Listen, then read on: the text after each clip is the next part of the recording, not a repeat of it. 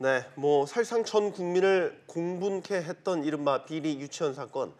이번 국감 최대 이슈가 아닐 수 없습니다. 어제 한국유치원 총연합회가 기자회견을 갖고 사죄하면서 머리를 숙였지만 싸늘해진 국민들의 시선을 돌리기에는 역부족인 것 같습니다. 보조금을 쌈짓돈처럼 유용했던 사립 유치원들의 실태는 그야말로 골마 터질 것이 터졌다라는 지적이 나오고 있는데요. 이번 기회에 유치원들의 보조금 이용 실태 또 투명한 회계 감사 시스템을 도입해야 한다라는 목소리가 높습니다. 이 문제에 화두를 던진 분이죠. 더불어민주당의 박용진 의원 연결해서 자세한 내용 짚어보겠습니다. 의원님 안녕하세요. 네, 안녕하세요. 네, 수고가 많으십니다.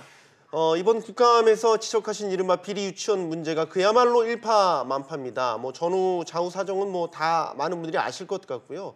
일단 파장이 이렇게까지 커질 줄 예상하셨나요? 솔직히 못했고요. 그러니까 저는 다른 걸 오히려 각오를 했었어요. 사립유치원연합회가 파워도 있고 세력도 만만치 않고 이래서요. 그분들이 자신들의 문제를 이제 지적하고 공개하게 되면 거기에 대해서 거센 반발이 있을 거고, 그리고 어제 기자회견 때 밝힌 것처럼 저에 대한 소송, 법률적인 이것도 걸고 올 거다고 각오를 하고 있었어요, 오히려. 근데 네.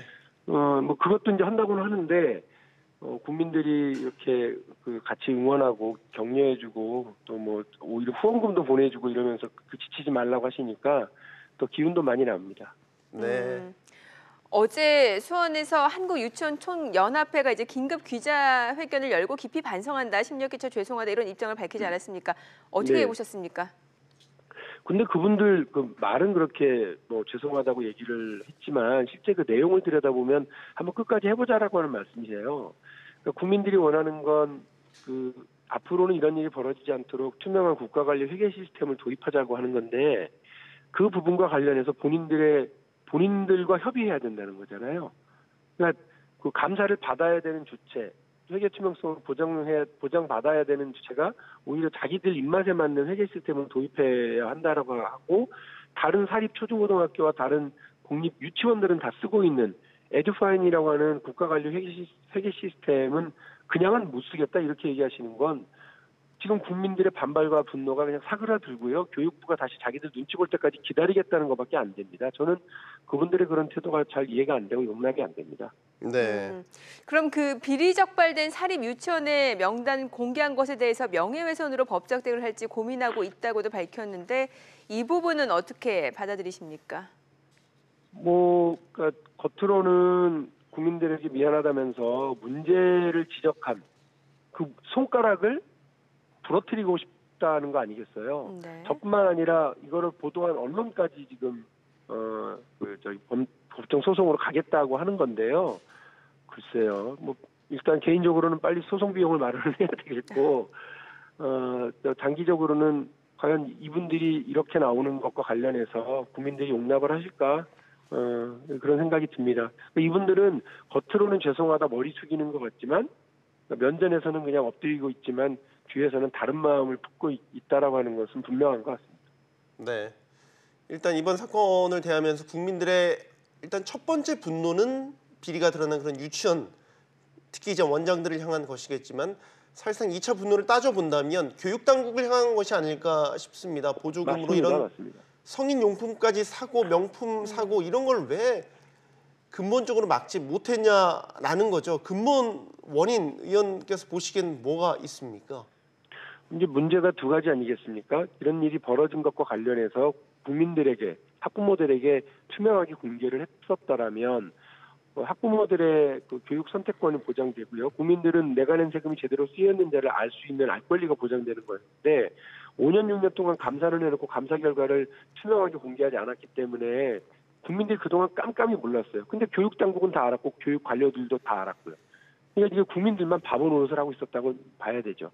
이런 일이 다시 이제 두 번째로는 이런 일이 다시 벌어지지 않으려면 어떻게 해야 되느냐가 있는데 교육당국이 그동안 수수방관해왔던 것 중에 하나가 아까 잠깐 얘기했던 사립 유치원들의 회계관리 시스템입니다. 네. 그거를 빨리 좀 마련해서 했어야 되는데 벌써 이 문제가 제기된 지 사립 유치원에 대한 회계 시스템 도입이라고 하는 문제가 제기된 지 2년이 지나가고 있는데도 아무것도 안 하고 있다가 이제 와서 뒷북 수습 활용이라고 지금 난리가 아닌 거죠. 이 문제에 대해서 저도 엄청 지난 국정감사 자리에서 되게 거의 교육부 장관을 질타했고 네. 또 그 서울시, 경기도, 인천에 대한 그 교육청 감사에서도 이 부분에 대해서 질타했거든요. 그러니까 앞으로 그 시급한 근본 대책을 마련하는 건 이분들의 책임입니다. 그 관리 감독의 책임, 감사의 권한 책임 이런 것도 다 이분들이 가지고 있기 때문에 교육부와 교육청이 일을 제대로 안 한다. 지금 국민들 눈이 무서워서 하는 척만 한다. 이러면은 아무것도 해결이 안 되거든요. 네. 사실 그런데 이제 더 큰 문제는 새는 곳이 있으면 비는 곳이 있기 마련인데 지금 이 비리 유치원 원장들이 보조금을 쌈짓돈으로 쓰면 결국에 이게 사실은 아이들 돌보는 곳에 커다란 구멍이 생기는 것이 네. 아니라는 부분이 염려가 되고 있거든요. 혹시 파악된 내용이 있으십니까? 아니 이미 다 언론에 어떤 데 돈을 함부로 썼는지는 다 아실 테고 이렇게 돈을 쓰고 나니까 생기는 하는 문제가 급식이 부실해지기 시작하고요. 아이들의 학습이 부실해지기 시작하는 거 아니겠습니까? 똑같은 프로그램이 계속 반복된다든지 아니면 아이들의 수용 여부와 무관하게 일방적인 학습과 교육이 전개되고 이런다는 문제가 일단 크죠. 그리고 두 번째로는 교사들의 처우도 엉망이고 엉터리로 되게 되고요. 유치원에서 온갖 명목으로 그 원장과 그 가족들에게 이 비용들이 쓰여지는 만큼 유치원 회계가 허술해질 수밖에 없고 유치원 운영 자체가 부실해져 갈 수밖에 없는 겁니다. 말씀하신 대로 이분들은 그 더 많은 유치원에 대한 그 국립과 마찬가지인 더 많은 지원을 얘기하고 있는데 이거 어불성설인 게 깨진 바가지에 누가 음식을 담아줘요. 네. 밑 빠진 적에 물 붓는 바보가 어디 있습니까? 국민들을 우습게 보는 주장이라고 생각합니다. 도덕적 해이가 얼마나 심한지를 알게 되는 게 뭐 예를 들어서 우리 아주 기본적인 회계 검증이라고 하는 네네. 영수증 첨부 같은 걸 보면서 이제 확인하잖아요. 내역과. 일부의 경우는 이런 것들도 제대로 영수증 첨부도 안 돼 있었는데 그냥 넘어간 경우도 있고 그러더라고요. 기본적으로 회계감사라고 하는 게 엄청나게 어려운 일이 아니에요. 네. 그냥 유치원 회계라고 하는 것도 아주 단순해서요. 들어오는 돈이 얼마, 나가는 돈이 얼마. 들어오는 돈의 성격은 뭐뭐뭐, 나가는 돈은 어디에. 이거를 정확하게 맞추면 되는 거예요.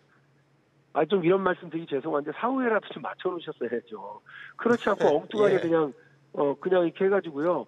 아니 세상에 무슨 그 원장 남편분 해외에 나가가지고 건강보조식품 사신 156만 원 이거를 아이들 교재 교구부에서 샀다고 명목을 그렇게 붙여놓으시면 어떡해요.